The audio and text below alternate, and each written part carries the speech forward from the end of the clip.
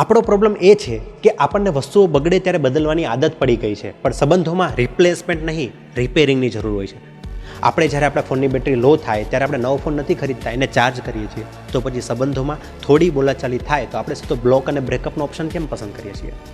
આપણે પહેલાં અવેબિલિટી હ્યુરિસ્ટિકમાં જીવીએ છીએ. આપણને લાગે છે કે ઇન્સ્ટાગ્રામ પર દેખાતી પરફેક્ટ કપલ જેવી લાઈફ જ સાચી છે, પણ એમના બિહાઇન્ડ ધ સીનના ઝઘડા એ કોઈ નથી બતાવતું. કોઈ પણ સંબંધોનો સિક્રેટ ઇન્ગ્રીડિયન્ટ એ પ્રેમ નથી, પણ એડજસ્ટમેન્ટ અને પેશન્સ છે.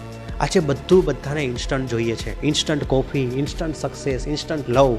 પણ યાદ રાખજો, જે ઝાડ જલ્દી ઉગે છે ને એના મૂળ બહુ ઊંડા નથી હોતા. સંબંધોમાં ક્યારેક જીતવા કરતાં હારી જવું એ વધારે મહત્ત્વનું હોય છે. જો તમે હંમેશા સાચા સાબિત થવાની કોશિશ કરશો તો કદાચ દલીલ જીતી જશો, પણ એ માણસને એને હારી જશો. પ્રેમ એટલે એકબીજાને સહન કરવા નહીં, પણ એકબીજાને સમજવા. સાચો સંબંધ એ નથી જે તમને કમ્પ્લીટ કરે, પણ એ છે જે તમારી ઇનકમ્પ્લીટ સાઇડ સાથે તમને સ્વીકારે.